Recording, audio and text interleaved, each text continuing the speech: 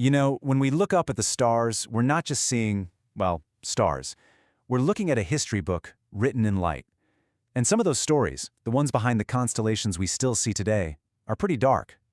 We're talking tales of crime and cosmic punishment. So let's get right into one of the wildest ones. So, here's a wild question for you. How would you prove someone is a god? I mean, really, if some visitor showed up at your door claiming to be divine, what kind of test could you possibly come up with? Well, for one ancient king, the answer to that question was, let's just say, absolutely horrifying. Let me introduce you to King Lycaon of Arcadia. Now this guy, he was a ruler back in the Bronze Age, and his ego was just massive. I mean, he thought he was better than everyone, and that included the gods. So when the top god, Zeus, shows up in his city disguised as a regular person, Lycaon sees his chance. He decides he's going to test this so-called god. Okay, brace yourself, because this is where it gets really gruesome. The core of this myth is just shocking. To find out if his guest was the real deal, Lycaon committed an unthinkable crime. He served Zeus a meal made from human flesh. Yeah. His logic, as twisted as it was kind of simple. If this guy is really a god, he'll know what this is and be disgusted. Well, Lycaon was about to find out that he was right, and oh so very, very wrong. So, Zeus, he's not just any god. He's the king of the gods. And his rage, it was absolute. This wasn't just an insult, it was a crime against everything sacred. So he just unleashes his power. In an instant, boom, a bolt of lightning, and Lycaon's entire palace is just gone, turned to a pile of smoking ash. But that was just the warm-up. The punishment had to fit the crime, right? For acting like a monster, Lycaon got turned into one. Zeus stripped him of his humanity, transforming him into a savage, bloodthirsty wolf. And just to make sure nobody ever forgot this lesson, Zeus threw the image of that wolf up into the night sky, creating a constellation. A permanent warning written in the stars for all of time. So, a terrifying myth becomes a constellation. But how does that actually happen? How does a story get turned into an official dot-to-dot on our star maps? Let's follow that journey. All right, so the story itself is super old, from way back in the Bronze Age. For centuries, it was just a story. Then, around 150 AD, the legendary astronomer Claudius Ptolemy is making one of the first great star catalogs, the Almagest. He sees this group of stars and puts it on the map. But he doesn't call it the wolf, he calls it therion, which is just Greek for the beast. It's only later that it gets its modern Latin name, Lupus, which means, you guessed it, the wolf. Okay, so that's the story, that's the history. But let's get to the really cool stuff. What is actually in that patch of sky? It's time to take a modern-day tour of Lupus, the wolf. Right, first things first, for all you stargazers out there, where do you find this wolf? It's in the southern celestial hemisphere, tucked in between two really famous constellations, Centaurus and Scorpius. Your best bet for spotting it is in May. Now, a heads up, if you're in the northern hemisphere, you might catch a piece of it, but to see the whole thing, you really need to be pretty far south.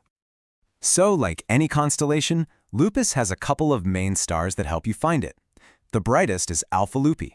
It shines at a magnitude of 2.3. And remember, with magnitude, the lower the number, the brighter the star.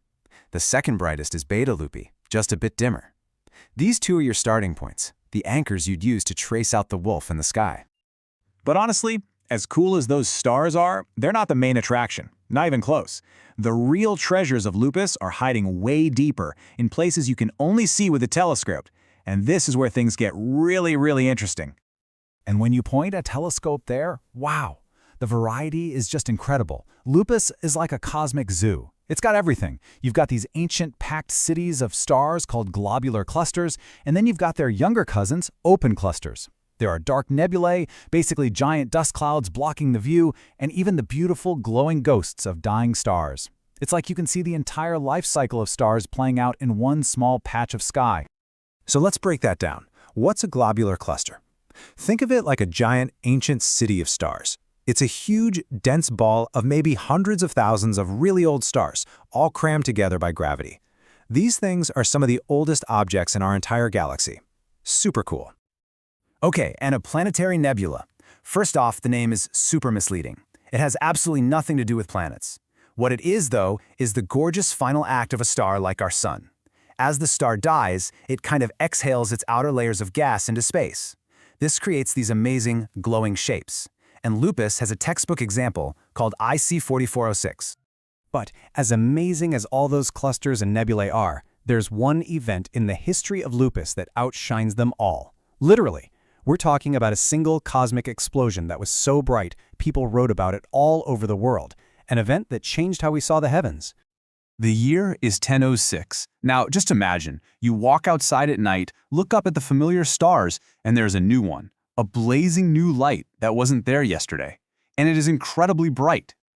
That is exactly what people saw. A brand new star just flared into existence, right there in Lupus the Wolf. And this thing wasn't faint. No, it was so bright it was the brightest thing in the night sky, besides the moon. What they were all looking at was a supernova, a star blowing itself to pieces. We call it SN 1006, and it's still one of the brightest star explosions ever recorded by humanity. Just try to picture this. For weeks, this new star was so brilliant you could see it during the daytime, and at night, it actually cast shadows on the ground. A truly mind-blowing event, all happening inside the celestial wolf. So let's bring this all together. When we look at Lupus, we're not just looking at one thing. We're seeing a blend of ancient myth, old-school astronomy, and cutting-edge science. Think about the layers here. You've got this ancient, dark myth about a king's punishment. Then, centuries later, it gets an official name, the Beast, on Ptolemy's star charts. Fast forward to today, and we see it as this incredibly rich area of space, full of amazing nebulae and clusters. And to top it all off, it was the stage for that unbelievable supernova back in 1016. It really makes you think, doesn't it? The story of Lupus is also the story of us. It started as a way to talk about our fears of pride and punishment. Now, it's a map of cosmic wonders. So here's the final thought. When we connect the dots and name the stars, are we telling a story about what's out there, or are we really just telling a story about what's in here, about ourselves?